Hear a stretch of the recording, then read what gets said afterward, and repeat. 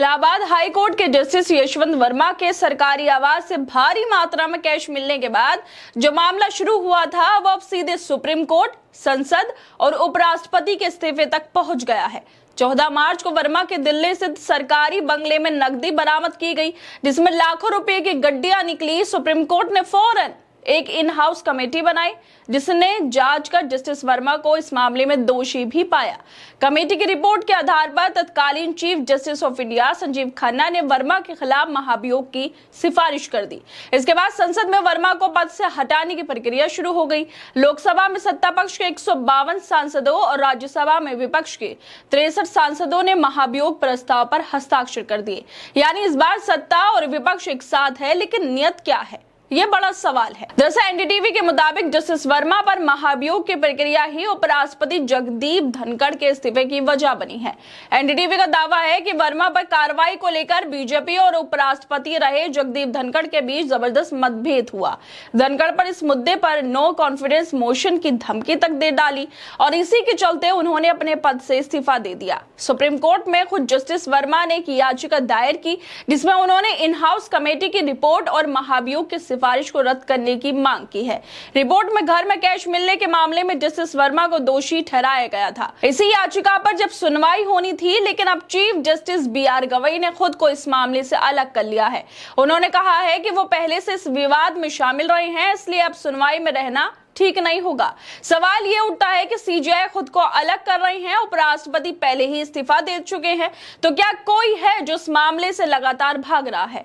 ये पूरा मामला अब सिर्फ एक भ्रष्टाचार का मुद्दा नहीं है, ये भारत के संवैधानिक संस्थाओं की पारदर्शिता, जवाबदेही और ईमानदारी पर सीधा सवाल खड़े करता है। क्या वाकई जस्टिस वर्मा को बचाने की कोशिश हो रही है? क्या महाभियोग की प्रक्रिया को किसी तकनीकी बहाने से पटरी से उतारने की तैयारी चल रही है? अब असली सवाल ये है कि जब देश के एक हाई कोर्ट का जज भ्रष्टाचार में लिप्त पाया जाता है, तो क्या पूरी प्रणाली एकजुट होकर उसे जवाबदेह ठहराती है, या फिर पद, पहचान और कनेक्शन की वजह से उसे बचा लिया जाता है? क्या ये मामला बताता है कि सच्चाई बोलने या कार्रवाई करने की कीमत आज भी देश के सर्वोच्च पदों तक चुकानी पड़ती है? क्या वाकई जस्टिस यशवंत वर्मा के खिलाफ महाभियोग की प्रक्रिया उपराष्ट्रपति धनखड़ को भारी पड़ गई है?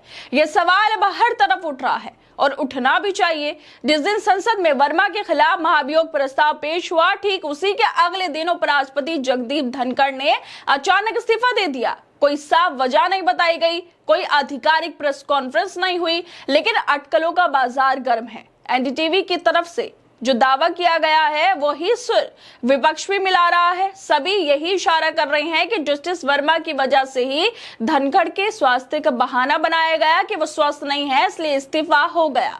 अब सुप्रीम कोर्ट में जब इस याचिका पर सुनवाई होनी थी, तब देश के प्रधान न्यायाधीश बीआर गवई ने भी खुद को इस सुनवाई से अलग कर लिया है। उन्होंने कहा है कि वो इस मामले की पहले की चर्चा में शामिल है, मगर सवाल ये है, क्या ये सिर्फ नैतिकता का मामला है या फिर कहीं कोई बड़ा सियासी खेल चल रहा है?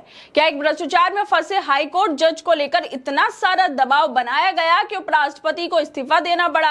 क्या सीजेआई को इसलिए अलग होना पड़ा क्योंकि उन्हें अंदर की बातें पता थी और अब किसी को बचाने की रणनीति के तहत खुद को अलग कर लिया गया? क्या जस्टिस वर्मा जैसे जजों के लिए संवैधानिक संस्थाएं भी अपने ही नियमों से पीछे हट जाती हैं?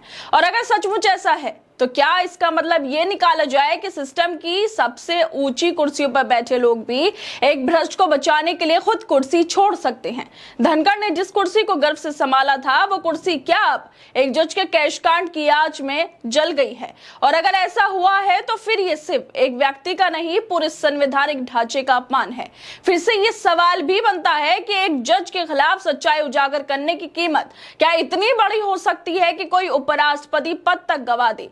क्या अब सुप्रीम कोर्ट में भी सुनवाई से अलग होने का मतलब ये मान लिया जाए कि अंदरूनी दबाव वाकई मौजूद है? ये सारे सवाल लगातार उठाए जा रहे हैं और जब सवाल इतने भारी हो, सरकार को जवाब देना चाहिए, लेकिन सरकार ने चुप्पी बिल्कुल साध ली है। वो उपराष्ट्रपति के जो इस्तीफा हुआ है उस पर भी बोलने को कुछ तैयार ही नहीं है। खैर दोस्तों, आप लोगों को क्या लगता है, जिस तरह से ये पूरा कनेक्शन साफ दिखाई दे रहा है कि पहले धनखड़ साहब जो महाभियोग प्रस्ताव विपक्ष लेकर आया था, उन्होंने उसको ठीक मान लिया था, लेकिन थोड़ी घंटे बाद इस्तीफा हो गया और इस्तीफा होने के बाद बीजेपी के किसी भी नेता ने ठीक से धनखड़ साहब के इस्तीफे पे कुछ नहीं बोला, उनके स्वास्थ्य पे कुछ नहीं बोला। और अब ये खबर है कि BR गवई ने भी इस मामले से फिलहाल खुद को अलग कर लिया है और एक नई कमेटी की सिफारिश कर दी है। क्या लगता है इन सब कनेक्शन को आपस में जोड़कर आप लोगों को?